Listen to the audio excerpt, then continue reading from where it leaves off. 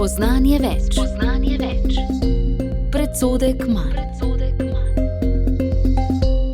Lepo pozdravljene, spoštovane poslušalke in poslušalci v današnji oddaji Spoznanje več, predsodek manj. Vesel sem, da sta se mi v studiu pridružila gospa vrhovna sodnica Barbara Zobec. Dobrodošli. Dober dan. In pa nekdanji ustavni ter vrhovni sodnik gospod Jan Zobec. Pozdravljeni. Ja, lep pozdrav. Spoštovana gosta, začeli bi tudi danes z eno pozitivno in eno negativno novico. Kaj bi izpostavila gospa Zobec? No, mislim, da je dobrih novic vsak mesec težje najti. Ampak naj bo. Dobra novica je, da so se začela pogajanja o miru v Ukrajini. Samo upamo lahko, da bo mir dosežen in da bo tudi trajen in predvsem, da bo pravičen. Tak pa bo le, če bo skladen s temeljnimi načeli mednarodnega prava. To pa je, da agresor ne sme biti nagrajen s pridobitvijo nasilno zasedenih ozemelj. Ampak ravno to se lahko zgodi in to je hkrati potem tudi slaba novica. Bojim se, da pravičnega miru, po katerem bi ruske vojaške sile zapustile zasedeno ozemlje, ne bo. Potem je še kopica drugih slabih novic, in sicer naraščajoča grožnja vojne evropskim državam. Pri tem mislim predvsem na Baltske republike, Poljsko, Moldavijo. Slaba novica je tudi rahljanje Nata, vprašljivost uresničljivosti in učinkovitosti 5. člena pakta. Še posebej za države, kot je Slovenija, ki ne izpolnjujejo svojih zavez o vsaj 2% deležu BDP-ja za obrambo. Prav grozljiv je podatek, da kar 44,3% ljudi meni, da je 1,3%, kolikor namenjamo sedaj za obrambo, zadošča, ter seveda tudi, da je v vladni koaliciji stranka, ki si prizadeva za izstop iz tega obrambnega zavezništva, pa čeprav smo se ljudje za to odločili na referendumu. Gospod Zobec. Ja, dobra novica je, da so burke na slovenskem dvoru sicer dosegle novo dno, a smo še vedno daleč od tistega, kar se je dogajalo v srbskem parlamentu, kjer so letele dimne bombe in kjer je bilo nekaj poslancev celo poškodovanih. Še vedno je bolje, da imamo norčevanje iz poslovnika, etičnega kodeksa poslancev in uprizarjanje drugih norči v najvišjem predstavniškem organu, kot da bi tam letele dimne bombe in bi poškodovane poslance vozili z rešilcem na urgenco. Dobra novica je tudi umik medijskega zakona. Čeprav je ta umik, mislim, da samo, ali kot vem, samo začasen. No in dobra novica je tudi propadel poskus predsednice republike, da namesto varuha človekovih pravic instalira osebo iz svojega prijateljskega kroga. Slabih novic je pa veliko, ampak med njimi bi izpostavil dejstvo, da je Slovenija na zadnjem mestu po črpanju kohezijskih sredstev. In to veliko pove o sposobnosti Ministrstva za kohezijo in regionalni razvoj in sploh o predsedniku vlade Golobu, ki razglaša, da Sloveniji zavidajo vsi.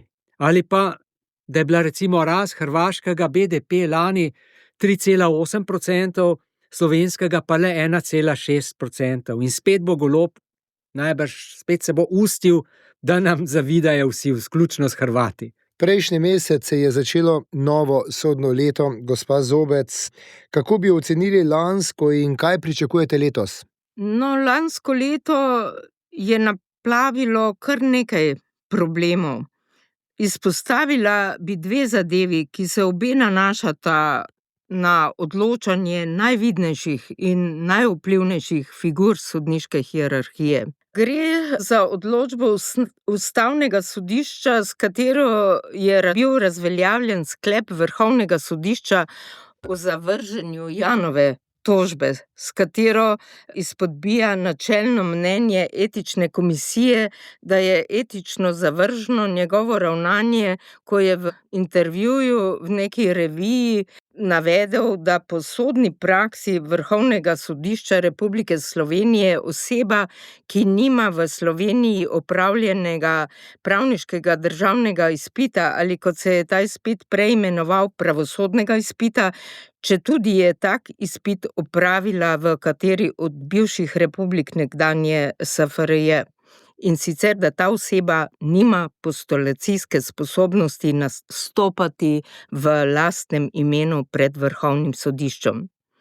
To je bilo povedano sicer v kontekstu afere, ki je takrat konec leta 2021 in v začetku leta 2022 pretresala slovensko pravno sceno, ker je, če se spomnite, takratni vrhovni sodnik, celo bivši predsednik Vrhovnega sodišča, razpolagal le s potrdilom o opravljenem pravosodnem izpitu v Bosni, ni pa imel opravljenega ustreznega izpita v Sloveniji, zaradi česar po sodni praksi Vrhovnega sodišča ne bi mogel niti v lastnem imenu, se pravi v lastni zadevi, vložiti pravnega sredstva pred sodiščem, katerega sodnik je takrat bil.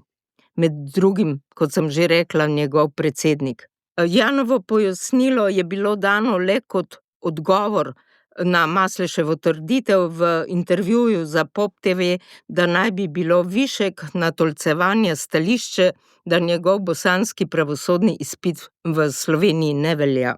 No, in obsodbo Jana za to izjavo, s katero je le ponovil stališče Vrhovnega sodišča Republike Slovenije, izraženo v 2 judikatih, je zahteval sedanji predsednik, takratni podpredsednik Vrhovnega sodišča Miodrag Đorđević. In ne samo to, on je bil tudi tisti, ki je nato odločal o zahtevah za izločitev sodnikov iz odločanja o Janovi tožbi, s katero je izpodbijal obsodbo etične komisije. On je bil tisti, na katerega zahtevo je etična komisija izdala mnenje o kršitvi etičnega kodeksa, hkrati pa je odločal o sestavi senata, ki je nato odločal o usodi tožbe, s katero je Jan izpodbijal to mnenje. Več kot očitno je, da pomeni tako odločanje kršitev temeljnega pravila poštenega postopka, to pa je prepoved odločanja v lastni zadevi. V konkretnem primeru v zadevi, ki jo je on sam sprožil in v kateri je nastopal kot nekakšna nravstvena policija.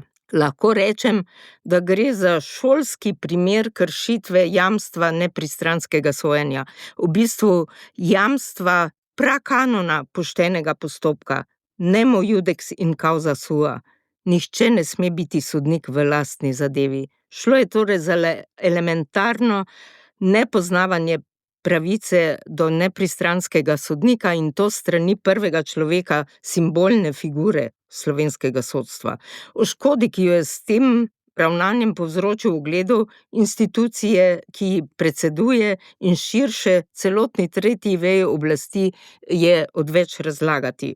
No, potem pa še drug primer, ki prav tako kaže na velike težave z elementarnim poznavanjem pravice do poštenega sojenja, ki jo jamči sicer 6. člen Evropske konvencije o človekovi pravici.